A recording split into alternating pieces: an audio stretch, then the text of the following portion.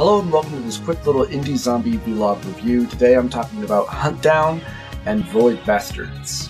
HuntDown is your semi-classic, throwback, side-scroller, shooter action game, a little bit like Contra, only it's also a cover-based shooter. You can pick between 3 different characters that all start off with a different standard weapon and a secondary throwing weapon. As enemies die, they will either drop weapons that you can pick up and use for a limited amount of ammo, or sometimes health pickups. The game is pretty chaotic as you go from level to level, cover to cover. Some cover can be destroyed, and you can knock some enemies out of cover where they're just kind of like standing or like hiding in the shadow of a doorway or something like that. Semi-Blackthorn-ish. Only, that's not the form of cover that you can take all the time. You always either have to be in a doorway in order to do that, or behind a box or some type of cover, like a car or something, or in worst case scenario, an explosive barrel, which I really wouldn't recommend. The game is pretty fun. My main quirks about it is that I wish that you were able to fire or shoot in various different directions, much like in Contra, where you can only shoot straight ahead of you. You do pick up different types of grenades, various different types of weapons, from shotguns, sawed-off shotguns, assault rifles, automatic rifles, little machine guns, chain guns, rocket launchers, cluster bombs, timed grenades, and stuff like that are really cool. Levels do change up in terms of difficulty, and in some enemy types where you'll get some guys that are in vehicles that you can destroy. It just takes a while. There are a lot of different enemy types, some that will run up to you and melee you, and then others that shoot at you from far away, some that are riding rocket packs and whatnot, and when they die, they can dive bomb you, so you have to try and avoid that. You do seem to have unlimited continues, and when you reach a checkpoint, you get all your health back, and if you die, you just go right back to that checkpoint. I always do find it funny how little sections before a boss fight seem to be very difficult just in terms of the amount of enemies that are there. Really, the best way to solve it is you have to remember to take your time and remember that you're playing a cover-based shooter. I played this for probably about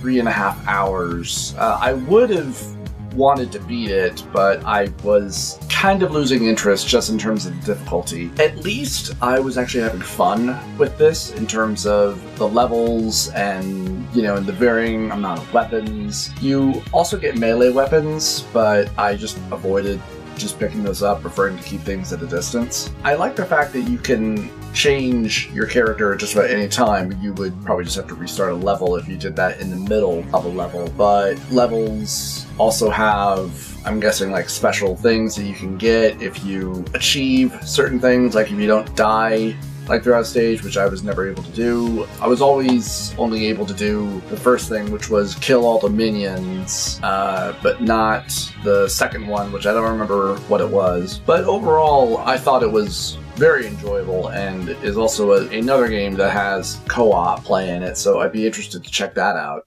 Now let's talk about Void Bastards.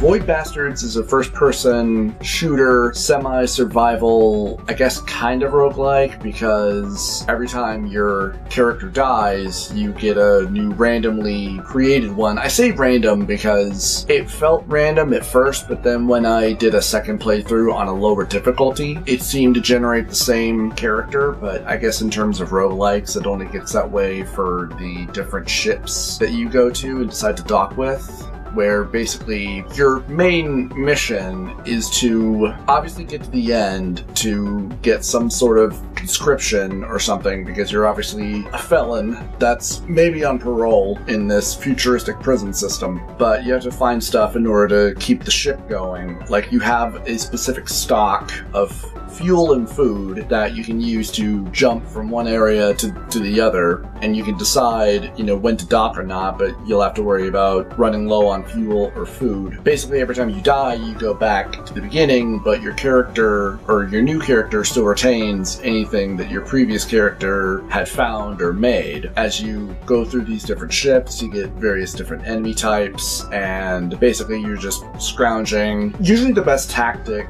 to do when you hop on a ship is to go straight for the helm and try and get the information about, everything that's on the ship, so you know where's a good place to go for a good amount of stash. And it will also tell you like where on the map, like where enemies are. Enemies are actually surprisingly smart in that, they can open doors and whatnot, so it's usually best to try and lock certain doors behind you, though they can probably unlock them. It just takes them, a few seconds in order to bypass it. And then there are certain ships where the power's turned off, so in order to access certain stash that's probably locked away or whatever, you have to turn the power back on. And then you need to worry about ships that have security drones on them, basically sentry guns. I mean, I really like the art style. I like the dark sense of humor. I just kind of got tired pretty quickly of some of the repetitiveness, because it does start to feel like it repeats itself after you die, and then you start all the way back at the beginning. I do like this game. I would be willing to give it a second look, but I wasn't enjoying this as much as I was HuntDown. But if you have any interest in either of these games, do certainly check them out. Let me know what you guys think in the comment section below.